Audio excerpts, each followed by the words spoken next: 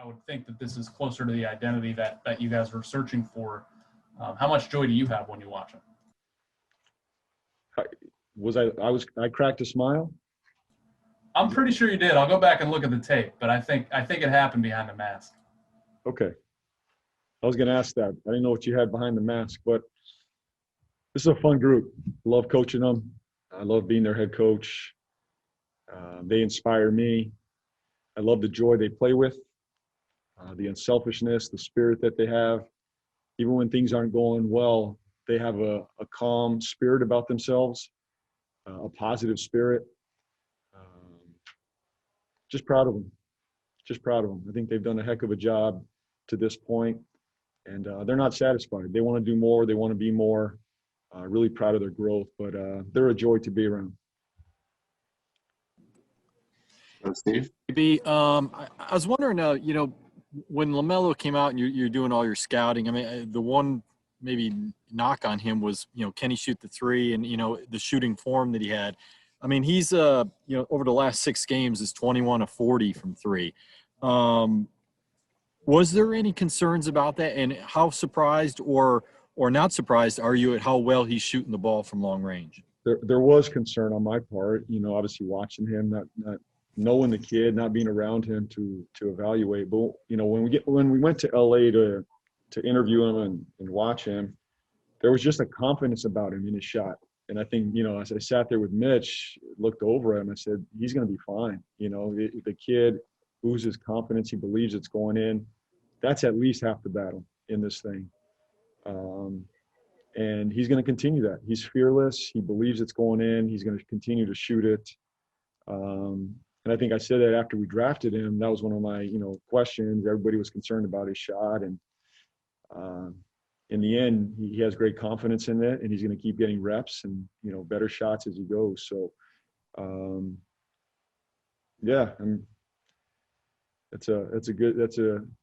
it's a great weapon to have, though. And it sets up a lot of his game. He can get to the rim. I know he missed a lot of bunnies tonight. He got to the rim. Most of those he finishes, but really proud of his effort tonight. Let's go to Rod and then Rick.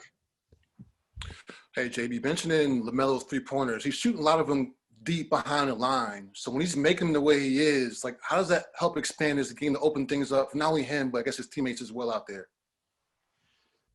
Well, it's difficult on a defense. If he's going to make those shots, it's going to be difficult to stay in front of him. It opens up the court for everybody. You see that when ball handlers, point guards can step out and shoot it with range. And Devontae's one of those guys. You remember last year and even this year, he has that range to pull up. It just expands his game and opens up the floor for everybody. So, I'm not sure where the respect level is for a shot yet. Every team's a little bit different with him. But he'll continue to prove that he can shoot it, and he shoots it with confidence. The range, I would say, back to Steve's question, I guess the range he shot it with is really surprising. That the way he shoots it with ease from range, it's almost the same effortless shot, whether he's at the line or 2 feet behind the line. It's almost effortless. Rick? JB, fourth quarter, the Rockets shoot 2 of 19, score 7 points. What did you see going on with your defense to make life so miserable for them? Well, they're committed more than anything, Rick. I believe our group is committed to defending. And we're not perfect every night. We're not perfect every quarter. And look, Houston's a tough guard, and they're missing 3 very good players. They're going to be a handful for teams to guard. You can just see it. And we had a hard time in the first half. But I believe over time we figure out our defense, and usually second halves we clamp down. And we learn as we go, and we grow as we go, and we talk about it at halftime and third quarter. And we always say, Rick, our fourth quarter is going to be our best defensive quarter of the game.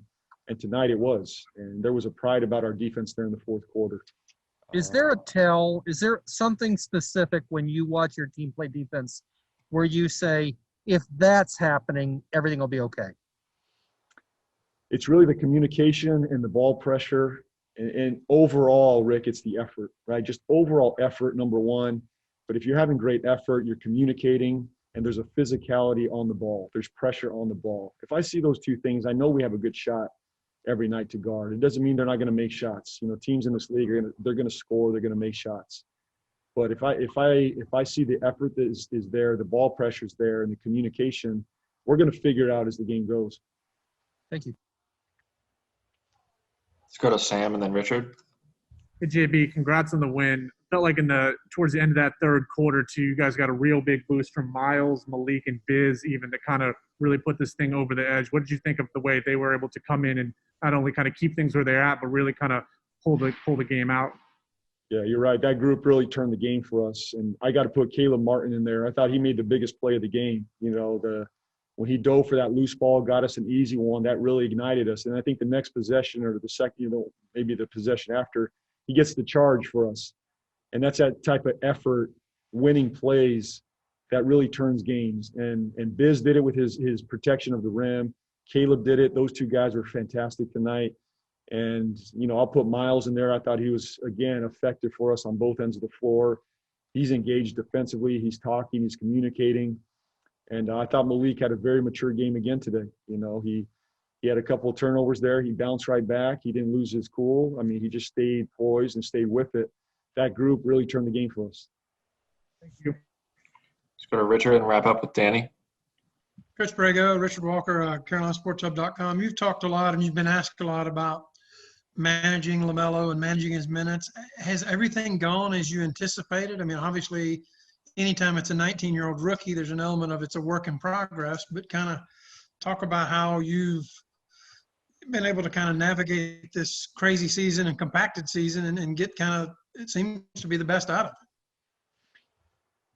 Well, he deserves credit. You know, we're managing him. I'm managing his minutes, his load.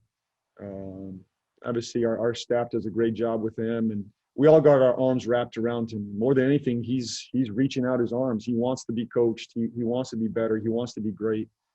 And it's really that curiosity, that drive to be great every single day is what I get a joy out of, you know, in being around him. The minutes are just going to be the minutes. I don't have an answer there. I didn't have expectations going in saying X amount of minutes. Obviously, as I've said to this group before, you know, this is a 19-year-old that didn't play a whole lot last year. I didn't know what to expect. You know, he's coming to the NBA for the first time.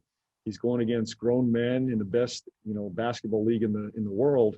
I didn't know what to expect. You know, I went in with open eyes, and I'm still learning about him. The minutes we're just gonna have to figure out as we go, and it is, you know, Richard, it's a management of all these guys, including Melo, and he's, you know, this is a lot for him right now, but he's handling it with maturity, and we're communicating, we're talking, and it's my job to make sure that he's getting the rest and the recovery that he needs to be ready for the next game.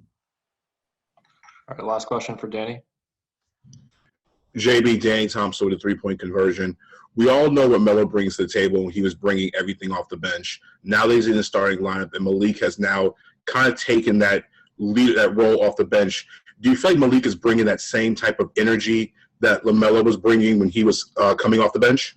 Yeah, I do see energy by Malik. When he comes in the game, we don't miss a beat. You know, he picks up right where, you know, Melo, Terry left off.